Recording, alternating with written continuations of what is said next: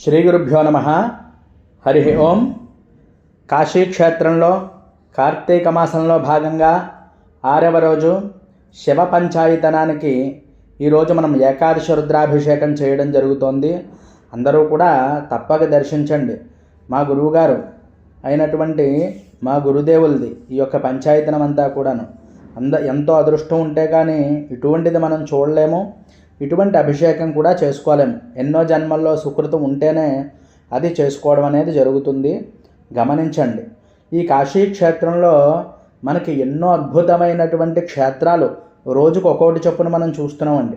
అలాగే ఈరోజు మనకి గౌతమేశ్వరుని కూడా నేను పెట్టడం జరిగింది. ఉదయం అందరూ కూడా దర్శనం చేసుకోండి.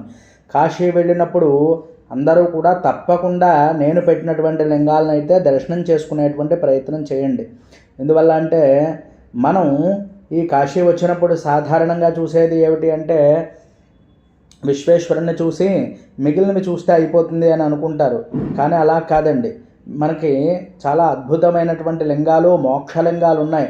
అలాగే ఇంకా ఎన్ని అంటే మనం అంతు చెప్పలేమన్నమాట, అంతు చెక్కదన్నమాట. మనకు కూడా అన్ని లింగాలు ఉన్నాయి.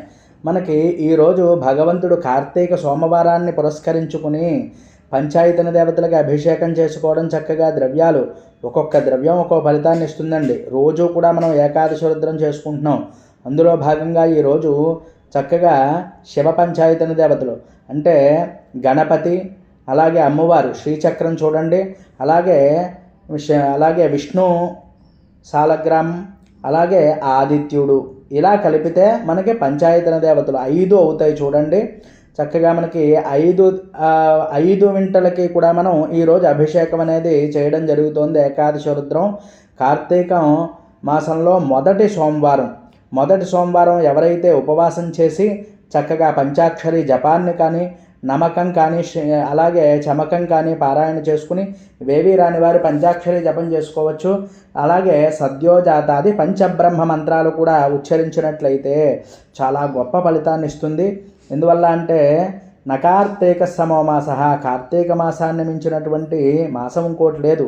అలాగే ఇది శివకేశవులు ఇద్దరికీ కూడా చాలా ప్రీతికరమైనటువంటిది. మరి అటువంటి అభిషేకాన్నది కూడా మనం ముగించుకుని అర్చనలోకి వచ్చాము. ఈ అర్చన అంతా కూడా చక్కగా అష్టోత్తరంతో, చక్కగా బిల్వదళాలతోనూ, పంచాయతన దేవతలకి తులసీ దళాలతోనూ, గరికతోనూ, పుష్పాలతోనూ కూడా మరి చక్కగా మనం అయితే అర్చన చేసుకోవడం జరుగుతుంది. మీరందరూ కూడా దర్శనం చేసుకోవడం కోసం నేనైతే మరి ఈ వీడియోని చేయడం జరిగింది. అందరూ తప్పక దర్శించండి. ఎందువల్ల అంటే ఎంతో అదృష్టం ఉంటే కానీ ఇటువంటివి మనం చూడలేము, చేసుకోలేము. గమనించగలరు. హరి ఓం.